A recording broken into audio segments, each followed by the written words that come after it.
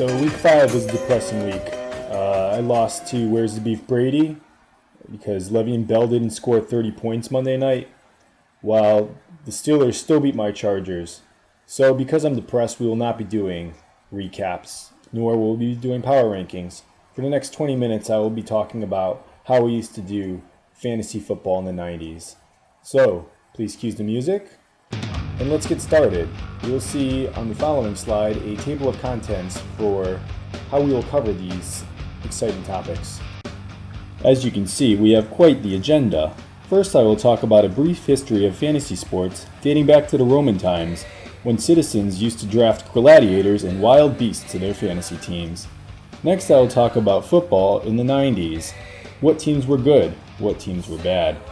Next, I will talk about drafting using pen, paper, and playing cards. How to check the Hartford current box scores to see how your players did every Monday and Tuesday. Slide 5, Steve Young, the lofty gazelle. Slide 6, snacks I enjoyed in the 90s. Slide 7, Shannon Sharp, the only good tight end. Slide 8, defensive scoring and you. Slide 9, a list of bands that were totally sick in the 90s. Let us get started. Just kidding, guys. Our first matchup for the week, Dingleberry's just beating 2 Live Jew and keeping him from getting his first win. Dingleberry's moves to 4-1. Matt Ryan, not the best week for him. He's been pretty consistent this year. Cobb, not too good either. And Lacey continues to kind of struggle, but Freeman, man, this guy's just putting up tons of points. I think he's at over 20 points for the last 3 weeks. And Allen Robinson putting up 19. Denver D, 22 points. That's a good pickup.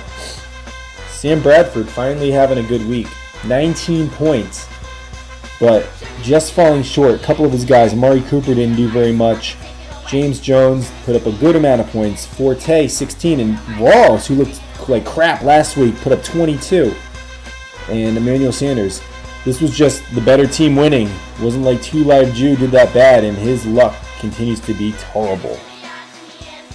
We had a battle of the 2-2 Wilfork's Chode taking on the also 2-2 Raging Ray Rice. Raging Ray Rice put up 126 points, which puts him at the highest point total for the year so far, but the Huevos and Greg's Splendid team are very close behind. Phil Rivers had a good week for Chode at my suggestion. Antonio Brown, 4 points, Keenan Allen, 5.7.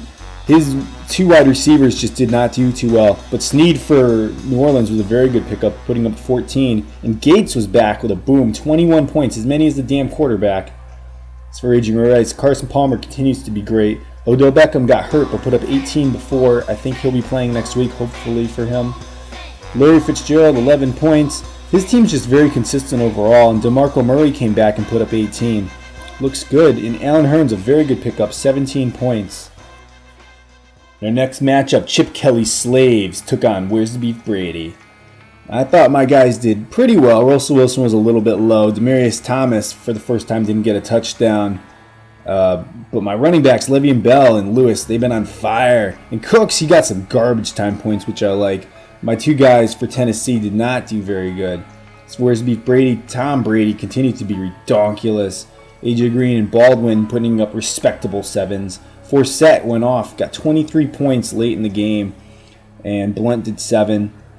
But I think the difference was the Philadelphia D and his kicker just doing more than me. I needed 30 points Monday night from Le'Veon Bell, didn't get.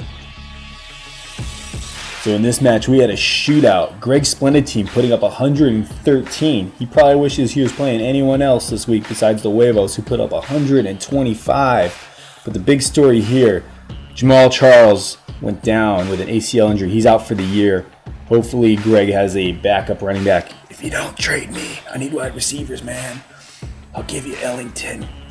Aaron Rodgers, 17 points. Edelman, 18 points. And Doug Martin, 33 points. What the hell? Okay. And who's Huevo starting? Blake Bortles, who put up 29 points. You can't even make fun of that. I don't know. Hopkins looked great, put up 16 points. Mike Evans was back, but he didn't get a lot of targets, only put up 4. Yeldon put up 12 points. And Efree, I don't know how to say his name, but he's probably a top 5 tight end, putting up 21. Julio Jones putting up 12 late in the game, and New England D coming through, putting up 14. Huevos moves to 3-2. Let's do some fun facts about this matchup. With My Nipples has the most points scored against them in the league this year by far, and they are 0-5. Rams Rule, the worst 4-1 team ever, you think they would have the least points scored against them, but that honor actually belongs to the Dingleberries, but not by much. Rams Rule edges out With My Nipples somehow. Tyrod Taylor's been good for him. He got all those points late in the game on like a drive where I think he ran across the field physically. Aiken for Baltimore put up a decent amount of points. Randall, all these guys did just enough, and the Green Bay D carried him with 23 points, highest score. With My Nipples, they had a chance. Drew Brees got some garbage time points. Calvin Johnson, he's been struggling all year. Gore and Brown, though, they look decent. Giovanni Bernard put up 10. His old-ass tight end Witten only put up 1. Gronkowski, only 6.7 points. I think they had an army on him or something like that. And the Houston D let him down with 0 points.